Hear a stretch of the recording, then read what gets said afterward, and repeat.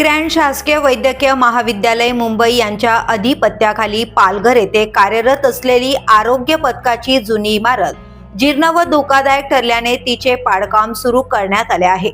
या जागी तळमजल्यासह 4 मजल्यांचे 100 खाटांचे अद्ययावत शासकीय रुग्णालय उभारण्याचे काम हाती घेण्यात आले असून येत्या 1 वर्षात हे रुग्णालय पूर्ण होण्याची अपेक्षा आहे। ग्रँड शासकीय वैद्यकीय महाविद्यालयातील पदवी व पदव्युत्तर विद्यार्थ्यांना ग्रामीण भागात रुग्णसेवेचा प्रत्यक्ष अनुभव मिळावा या उद्देशाने पालघर येथे आरोग्य पथकाची स्थापना करण्यात आली होती। सन 1948 मध्ये उभारण्यात आलेल्या कैलासवासी रमाबाई दांडेकर प्रसूतीगृह व बालसंगोपन केंद्रात प्रसूती सेवा तसेच दंत चिकित्सा सुविधा उपलब्ध होत्या।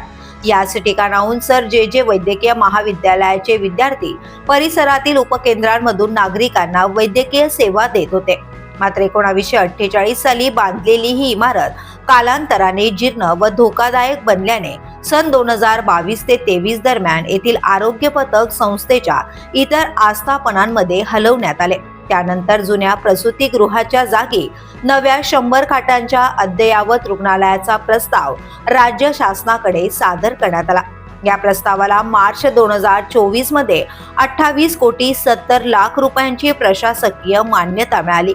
त्यानंतर सप्टेंबर 2024 मध्ये 21 कोटी 42 लाख रुपयांच्या बांधकाम खर्चात तांत्रिक मान्यता देण्यात आली, तर डिसेंबर 2024 मध्ये 3 कोटी 18 लाख रुपयांच्या विद्युत कामासही मंजुरी मिळाली आहे। या नव्या रुग्णालयामुळे पालघर आणि परिसरातील नागरिकांना आधुनिक व दर्जेदार शासकीय आरोग्य सुविधा उपलब्ध होणार असून ग्रामीण आरोग्य सेवेला मोठा दिलासा मिळणार आहे। The police news bureau, Palghar.